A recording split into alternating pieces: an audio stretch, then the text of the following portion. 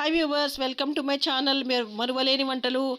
ఈ వీడియోలో నేను మీకు చేసి చూపిస్తున్న వంటకం పక్కీ బిర్యానీ. దీనికోసం అన్నిటికన్నా ముందుగా చికెన్ మ్యారినేషన్ చేసుకుంటున్నాను. 5 కేజెస్ చికెన్ తీసుకున్నాను. అందుకని ఫైవ్ స్పూన్స్ నార్మల్ అల్లం వెల్లుల్లి పేస్ట్ తీసుకున్నాను. ఒక 10 స్పూన్స్ గరం మసాలా, బిర్యానీ మసాలాతో పాటు చేసుకున్న అల్లం వెల్లుల్లి పేస్ట్ తీసుకున్నాను. ఒక 4 స్పూన్స్ పసుపు వేశాను. ఒక 4-5 స్పూన్స్ సాల్ట్ వేశాను. ఇదంతా బాగా మొత్తం అన్ని ముక్కలకి పట్టేలాగా పట్టించాలి. ఎక్కడ వదలకూడదు, అన్నీ బాగా మ్యారినేట్ అవ్వాలి. దీని తర్వాత ఒక 4 స్పూన్స్ కారం వేశాను. ఒక పావు లీటరు పుల్లటి పెరుగు వేస్తున్నాను. ఇవన్నీ కూడా ధనియాల పౌడర్ కూడా ఒక స్పూన్ వేశాను. ఇవన్నీ కలిపేసి బాగా మళ్ళీ పట్టేలా పట్టించాలి. దీని తర్వాత కమ్మదనం కోసం కొబ్బరి పాలు రెడీ చేసుకుంటున్నాను. ఒక కొబ్బరికాయ వేసి మిక్సీలో పాలు తీసుకున్నాను. ఈ ప్రిపరేషన్ చేసి పెట్టుకున్నాను అనమాట. ముందు ఈ ఉల్లిపాయలు, టమాటాలు అన్నీ వేపి పెట్టుకున్నాము. దీని వీడియో లింక్ కూడా డిస్క్రిప్షన్లో ఇచ్చాను, చెక్అవుట్ చేయండి. ప్రిపరేషన్లో మనం వేపుకున్న ఉల్లిపాయలు వేసి మళ్ళీ వేపుతున్నాను అనమాట. ఒక పెద్ద స్పూన్తో అల్లం వెల్లుల్లి పేస్ట్ వేశాను. బిర్యానీ మసాలాతో పాటు చేసుకున్న అల్లం వెల్లుల్లి పేస్ట్ కూడా ఒక పెద్ద స్పూన్తో వేశాను. ఇవన్నీ పచ్చివాసన పోయే వరకు వేగిన తర్వాత దీంట్లో పచ్చిమిర్చి, ఈ బిర్యానీ మసాలాలో అన్నీ ఉన్నాయి, యాలకులు కూడా ఉన్నాయి. అయినా మంచి స్మెల్ కోసం ఇంకా ఒక 10-12 యాలకులు దంచి వేశాను. ఇప్పుడు ఈ మొత్తం బిర్యానీకి సరిపడా పుదీనా కూడా వేసి వేపుతున్నాను. దీని తర్వాత కొత్తిమీర కూడా వేసేస్తాను. కొత్తిమీర కూడా వేగిన తర్వాత మా ఇంటి ఫ్రెష్ బిర్యానీ ఆకులు కూడా వేశాను. మంచి స్మెల్ ఉంటుంది ఈ బిర్యానీ ఆకులతో.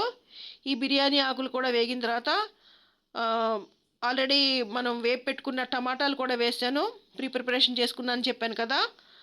టమాటాలు కూడా ఒక 10-12 టమాటాలు వేసాను. ఇవన్నీ బాగా వేగిన తర్వాత మళ్ళీ ఇప్పుడు మనం మ్యారినేట్ చేసి పెట్టుకున్న చికెన్ దీంట్లో వేసేస్తున్నాను.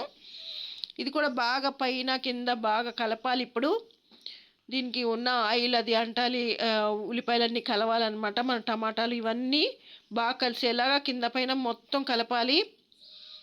కలిపిన తర్వాత కొబ్బరి పాలు తీసి పెట్టుకున్నాను కదా, అవి ఒక 1/2 గ్లాస్ వేస్తున్నాను. ఇలా వేసుకుంటే చాలా కమ్మగా ఉంటుంది. మనం కొబ్బరి పేస్ట్ వేస్తే అడుగంటిపోతుంది కాబట్టి మనం ఇలాగ కొబ్బరి పాలు తీసి వేసుకుంటే టేస్ట్ కూడా బాగుంటుంది. మసాలా ఎక్కువ ఉండదు, ముద్దలాగా ఉండదు, అడుగంటది అన్నమాట. మళ్ళీ ఇప్పుడు వేపి పెట్టుకున్న బాగా డీప్ ఫ్రై చేసుకున్న ఆనియన్స్ వేసాను. పచ్చి ఉల్లిపాయలు కూడా వేస్తున్నాను. ఇప్పుడు కలపకుండా దీని మీద మూత పెట్టేస్తాము. ఉల్లిపాయలు 3 రకాలుగా వేసుకున్నాము. పచ్చివి, నార్మల్ ఫ్రై, డీప్ ఫ్రై 3 రకాలుగా వేసుకున్నాం అనమాట.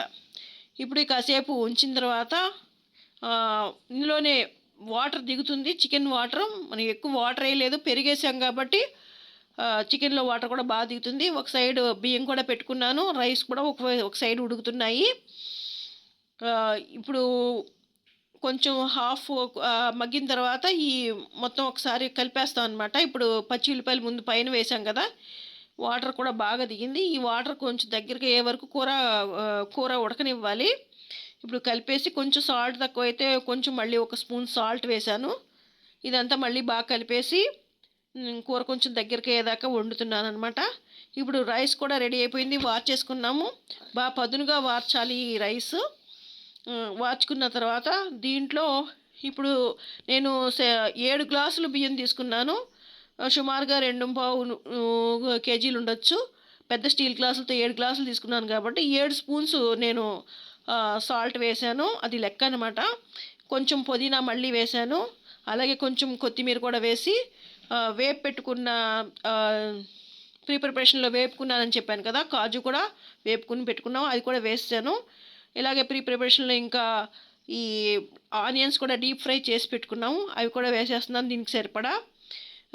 ఈ రైస్కి ఘీ వేస్తే బాగా పడుతుంది, రైస్ మొత్తానికి పడుతుంది, బాగా మంచి టేస్ట్ ఉంటుంది కాబట్టి మనం బిర్యానీలో ఎప్పుడు కూడా ఘీ వేసుకోవాలి. మొత్తం ఈ టైంలో వేసేసి ఎక్కువ ఘీ మొత్తం బాగా కలిపేయాలన్నమాట. ఈ మనం వేసిన సాల్ట్, ఘీ, ఇంకా ఇవి ఆనియన్స్ ఇవన్నీ బాగా పట్టేలాగా మొత్తం పైన కింద మొత్తం రైస్కి ఈక్వల్గా పట్టేలాగా బాగా కలపాలి. కలిపిన తర్వాత ఇప్పుడు నేను తీసుకున్న చికెన్ 5 కేజెస్ కాబట్టి ఒకేసారి సరిగ్గా మగ్గదని చెప్పి 2 దబరాల్లోకి సర్దుకున్నాను. కొత్తిమీర కూడా మళ్ళీ వేసేసి 2 దబరాల్లో హాఫ్ వేసుకున్నాను అనమాట చికెను. తీసుకున్న తర్వాత ఈ తీసుకున్న రైస్ కూడా హాఫ్ దీంట్లో హాఫ్ వేసి 2 వేరు దబరాల్లో మగ్గబెడుతున్నాను.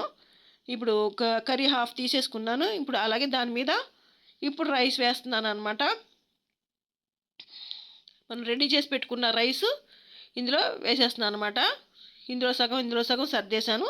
సర్దేసిన తర్వాత మూతలు పెట్టేసి కదపకుండా ఒక 20 to 25 మినిట్స్ మనం లో కూడా కాదు, కొంచెం మీడియం ఫ్లేమ్లో, లో కన్నా కొంచెం ఎక్కువ అలా పెట్టుకోవాలి. ఇంకా దీనికి కూడా కమ్మదనం కోసం ఉంచుకున్నాను అనమాట కొబ్బరి పాలు. అవి పైనుంచి మొత్తం అన్ని సైడ్స్ ఈక్వల్గా పడేలాగా జిమ్ముకున్నట్టుగా వేసుకోవాలి. రైస్కి మొత్తం పట్టేలాగా 2 దబరాల్లో కూడా వేసాను కొబ్బరి పాలు. ఒక 20 మినిట్స్ తర్వాత నేను ఇప్పుడు తీసి చూస్తున్నాను. పైన కింద మొత్తం మళ్ళీ రైస్కి టేస్ట్ పట్టాలి కాబట్టి మొత్తం అన్నీ కలిపేశాను. కలిపేసిన తర్వాత మళ్ళీ కాసేపు మగ్గబెట్టాను. ఇప్పుడు మొత్తం రైస్ బాగా చక్కగా ఉడికిపోయింది. అన్నీ సమానంగా అయిపోయి లాస్ట్కి వచ్చిందనమాట బిర్యానీ. ఈ టైంలో తీసి పెట్టుకున్న గార్నిష్ కోసం తీసి పెట్టుకున్న కాజు వేసేసాను. అలాగే డీప్ ఫ్రైడ్ ఆనియన్స్ కూడా వేసేసాను. ఇప్పుడు బిర్యానీ టేస్టీ పక్కీ బిర్యానీ రెడీ అయిపోయింది. ఈ వీడియో కోసం నేను చెప్పాలనుకున్న మంచి మాట ఏంటంటే, 10 మంది అరిస్తే భయపడి పారిపోయేవాడు కాదు నాయకుడు అంటే. ప్రపంచమంతా ఎదురు తిరిగినా న్యాయం కోసం నిలబడేవాడే నిజమైన నాయకుడు. ఈ వీడియోని మీకు నచ్చినట్లయితే లైక్ చేయండి, షేర్ చేయండి, సబ్స్క్రైబ్ చేసుకోకపోతే చేసుకోండి, కామెంట్ చేయండి తప్పకుండా.